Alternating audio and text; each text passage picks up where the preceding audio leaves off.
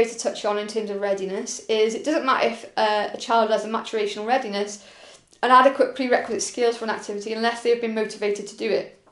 Motivation is a desire, intent or drive to do something. Many times kids get excited to try out sport they've observed, they enjoy the activity and wish to continue being involved in it. However, it's unrealistic to assume that young children will know what activities they wish to attempt. Childhood should be about sampling lots of different activities, building on those motor skills to see, what activity fits that child best.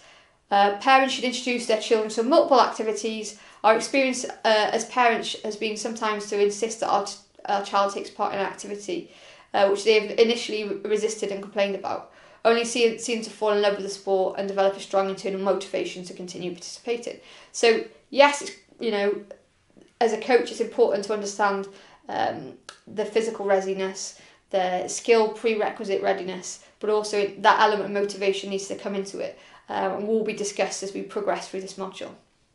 So we started off this session looking at motor skill development, and we've just touched on some key influencing factors because it's important to review and go over some of the influencing factors that we've already looked at, and in terms of how children learn and develop, and those other kind of key points in terms of their mental and cognitive and physical development, how that influences them as an athlete and performer in general.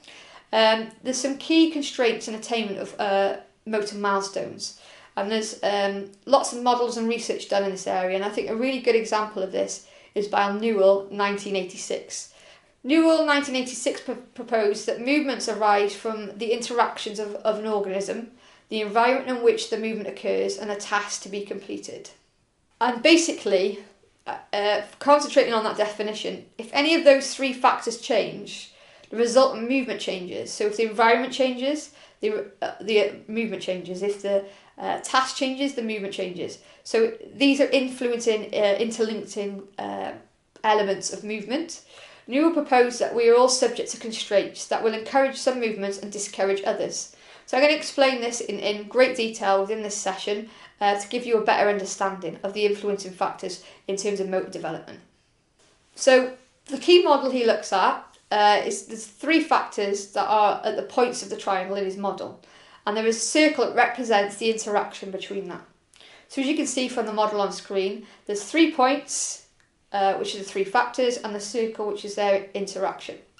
Because we were only concerned with human movement, instead of, in his definition he mentions organism, we're going to use the term individual instead. So basically, to understand movement, we must consider the relationships between the characteristics of the individual mover, his surroundings or her surroundings, and the purpose for moving. And from the interaction of all these characteristics, specific movements emerge.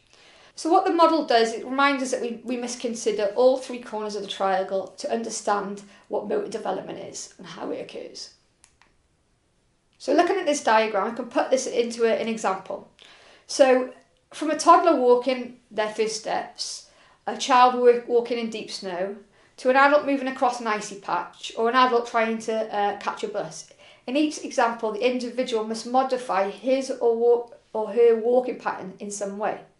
So this explains and demonstrates that changing one of the factors often results in a change in the interaction with one or both of the factors. So a different way of walking arises from the interaction. So whether you are barefoot or wearing trainers might not make a difference about walking across a tile floor, but it might affect the way you walk if a notable change in terms of the environment occurs, so maybe the floor is wet and slippery. The interaction of the individual and the task and the environment change the movement over time, so patterns of interaction lead to changes in motor development. So hopefully you can, from the key points I've discussed, you can understand that motor development has key influencing factors, whether that's individual constraints, task constraints and environmental constraints, and they are all interlinked.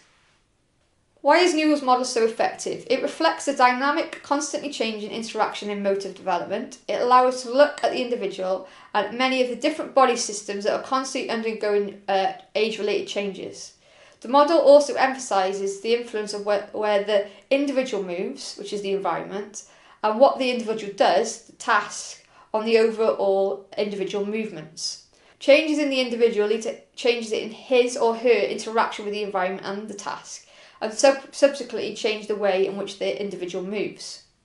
So I've explained the model. I think the best way to kind of put it into context and give you a more practical explanation of it is actually to give you some examples and discuss each individual constraint on the outside and what those constraints possibly could be.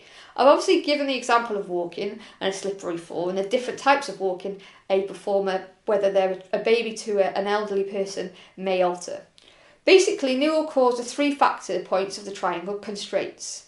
So what a constraint is something that limits or discourages the movement, basically. But what it also can permit is, encourage other movements. So as a result of, someone walking across a slippery floor, they're going to adjust their movements, which encourages a different type of movement. Movement constraints are characterised by the way that they shape that movement. So, focusing on the constraints and putting these into context, individual constraints are a person's unique physical and mental characteristics. So the individual constraints could be their height, their limb length, their strength, and motivation, which could all influence the way that individual moves. So, for an example, an athlete with a prosthetic limb, the disability does not present individuals with the ability or stop the ability to run. It just modifies in the way in which the runner runs. There's 2 types of constraints. You've got structural and functional. So the structural constraints relate to the individual's body structure, the way that they grow and then they're aging, so that could be their height, their weight, muscle mass, and so forth. The functional constraints relate to a behaviour. This could be their motivation, a fear of experience, or even their attentional focus, which can also change over time. So motivation to exercise may change due to weather conditions. So for example, I might be motivated to go out running or out on my bike or exercising outdoors during the summer months, but during the winter months, I'm like, no chance. It's freezing, I'm in Wales, it's rainy, my motivation decreases, and therefore my functional behaviour or, my function influences my motor development or motor, or involvement in sport. So as a coach, it's really important to understand that athletes' movement is shaped by the structural and functional constraints, and this can be, we just try and modify movement by changing the environment or task constraint, which would basically obtain greater impact.